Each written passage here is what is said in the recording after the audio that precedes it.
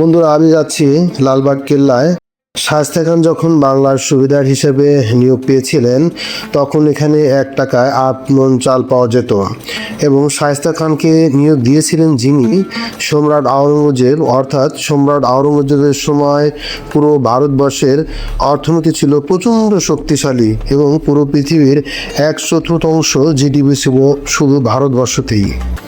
শায়েস্তা খানের আমলে 1 টাকায় যে 8 মণ চাল পাওয়া যেত, তাতেই বোঝা যায় তখনকার অর্থনীতি কতটা শক্তিশালী ছিল। তো চাচার সাথে গল্প করতে করতে লালবাগ কেল্লায় এসে পড়লাম।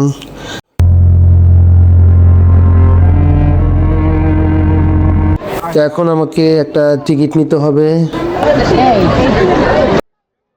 টিকিট নিয়ে আমি লালবাগ কেল্লার ভিতরে প্রবেশ করব এবং লালবাগ কেল্লার ভিতরে কোথায় কি আছে ঘুরে ঘুরে আপনাদেরকে আমি দেখাবো। তো ভিডিওটি ভালো লাগলে লাইক করবেন, কমেন্ট করবেন এবং পাশে থাকা বেল আইকনটি ক্লিক করবেন।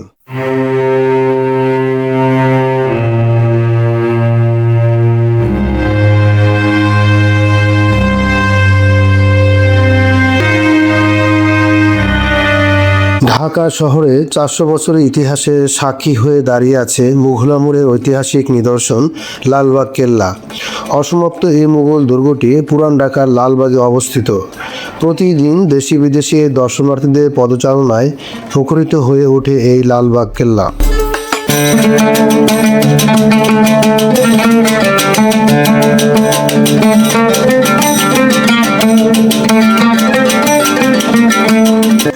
সবুজ গাছ আর ফুলে ফুলে সাজানো লালবাগ কেল্লা যে কাউকে বিমোহিত করবে।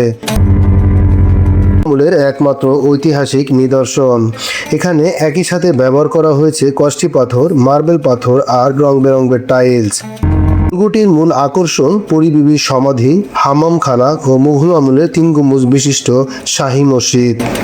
ইতিহাস থেকে জানা যায় সম্রাট আওরঙ্গজেবের পুত্র সম্রাট মোহাম্মদ আজম শাহ 1678 সালে দুর্গের নির্মাণ কাজ শুরু করেন।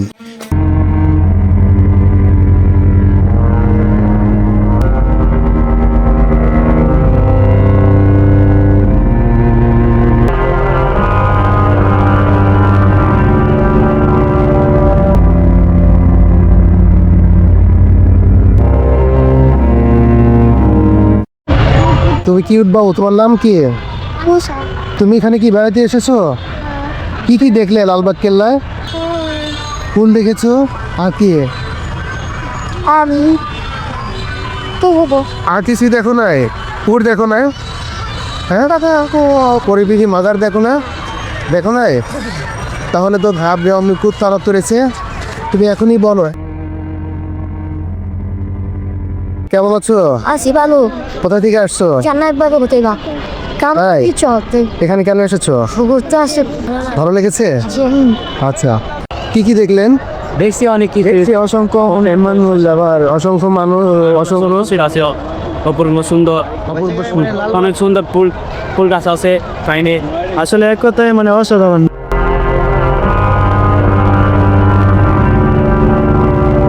একটি মসজিদ ও দরবার হল নির্মাণ করার পর পিতার ডাকে সাড়া দিয়ে তিনি দিল্লিতে ফিরে যান। তার 1 বছর পরে সুবেদার শায়েস্তা খান পুনরায় দুর্গের কাজটি শুরু করেন। কিন্তু 1684 সালে সুবেদার শায়েস্তা খানের মেয়ে পরিবিবির অকাল মৃত্যু হয়, আর এই মৃত্যুকে কেন্দ্র করেই শায়েস্তা খান দুর্গের কাজ চিরতরে বন্ধ করে দেয়। আর এখানে আছে শায়েস্তা খানের একান্ত বিশ্বস্ত সহসেনা অধিনায়ক মির্জা বাঙালির সমাধি। আর এই সমাধির 2 পাশে 2টা অজ্ঞাত শিশুর কবরও কিন্তু রয়েছে।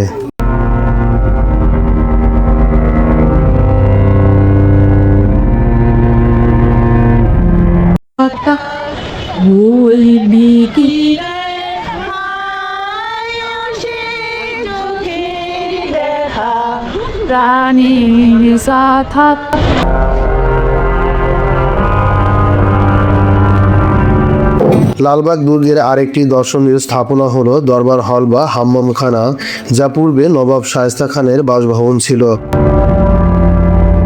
বর্তমানে লালবাগ কেল্লা জাদুঘর হিসেবে ব্যবহৃত হচ্ছে।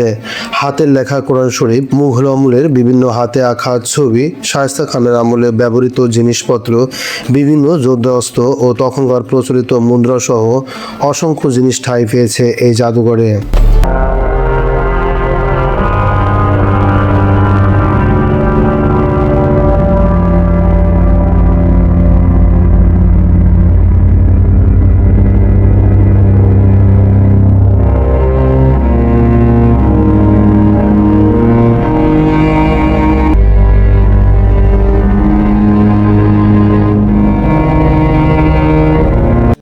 লালবাগ কেল্লার স্থাপনার মধ্যে অন্যতম হচ্ছে 3 গম্বুজ বিশিষ্ট শাহী মসজিদ। ঢাকায় এত পুরনো মসজিদ খুব কমই আছে।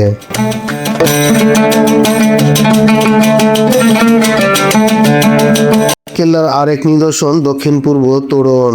3 তলা তোরণটির সম্মুখ ভাগের শীর্ষে দুদিকে 2টি সরু মিনার আছে। তোরণের উপরের দিকে প্রয়োগের জন্য রয়েছে বড় আকারের খিলান দরজা, দুপাশে ছোট ছোট প্রহরী কক্ষ।